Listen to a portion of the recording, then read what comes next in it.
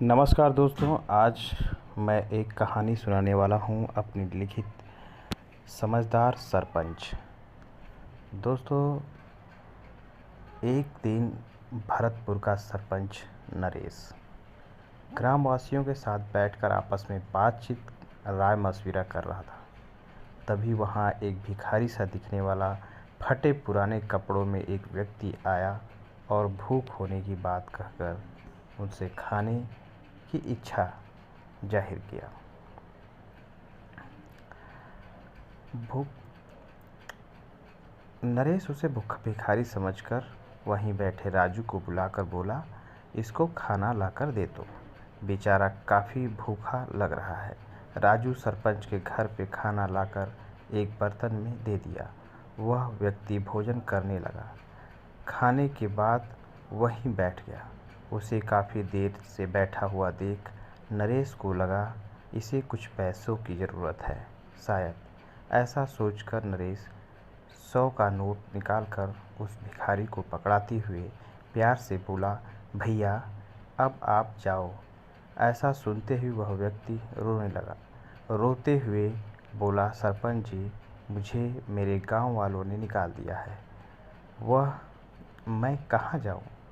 कृपया आप मुझे अपने गांव में एक झोपड़ी लगाने भर की जगह गांव के किसी कोने में दे दो। मैं वहीं रह लूँगा और रोजी रोटी कमाकर अपना जीवन यापन कर लूँगा। यह सुनते ही नरेश सोचने लगा, जिसे मैं भिखारी समझ रहा था वह तो गांव से बहिष्कृत व्यक्ति है। फिर बोला, इस गांव में किसी अनजान व्यक्ति को जगह नहीं दे सकता। तभी वहाँ बैठा समीर, ग्रामीण राजनीति का सक्रिय सदस्य। समीर जो है वो ग्रामीण राजनीति का एक सक्रिय सदस्य है। वो बोल पड़ा, सरपंच जी, इतना बड़ा गांव है, अपना थोड़ी सी जगह इस असहाय व्यक्ति को दे दिया जाएगा तो क्या घट जाएगा। ऐसा सुनते ही 2-4 ग्रामवासियों ने उसका समर्थन किया, परंतु नरेश अपनी बात पर अडिग रहा और बोला, अपने गांव की सुरक्षा से कोई समझौता मैं नहीं कर सकता, चाहे इसके लिए 2-4 ग्रामवासियों को अपना विरोधी ही क्यों न बनवाना पड़े। ऐसा सुनते ही सभी ग्रामवासियों ने अपने सरपंच नरेश की बातों का समर्थन किया। नरेश उस भिखारी सा दिखने वाले व्यक्ति को गांव से चले जाने को बोल दिया। वह व्यक्ति वहां से चला गया। 2-4 दिन बीतने के बाद ठीक उसी दिन की तरह सरपंच के यहाँ बैठक हो रही थी। तभी दूरस्थ गांव धर्मापुरी का एक व्यक्ति जो सरपंच का मित्र था उधर से गुजर रहा था। वह भी वहीं बैठ गया और हंसी मजाक में बोल बैठा, भाई आपका गांव तो मुझे बहुत अच्छा लगता है, मन करता है यहीं आके बस जाऊं। तभी समीर बातों को काटते हुए बोला,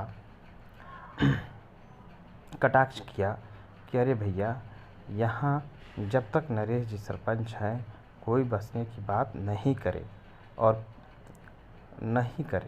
पिछले दिन की बात बोल पड़ा। कैसे एक व्यक्ति जो वहाँ बसने की इच्छा जाहिर कर रहा था, पर सरपंच जी उसे यहाँ रुकने नहीं दिए, उसे खिलाया पिलाया, पैसे भी दिए, पर वहाँ रुकने की बात को सिरे से खारिज कर चले जाने को बोले। ऐसा सुनते ही नरेश के मित्र किशन को जैसे कोई बात याद आ गई। वह बोला, भैया नरेश ने सही किया, और बताने लगा कि मेरे गांव में कुछ वर्ष पूर्व एक व्यक्ति इसी तरह भिखारी के भेष में आया और उस समय के सरपंच की उदारता का फ़ायदा उठाकर रहने लगा। फिर धीरे धीरे वह अपने लोगों को बुला बुला कर अपना एक गिरोह बना लिया। फिर आए दिन चोरी छिनैती बलात्कार की घटनाएं घटने लगी, और यही नहीं, जानवरों के अवशेष हर दिन कहीं किसी रास्ते पर पड़े मिलने लगे।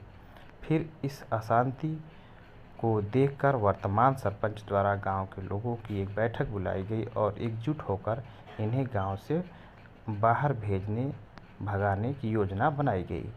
सब लोग इस योजना में बढ़ चढ़कर भाग लिए और गांव की रक्षा के लिए एक सुर में उन लोगों का विरोध किया।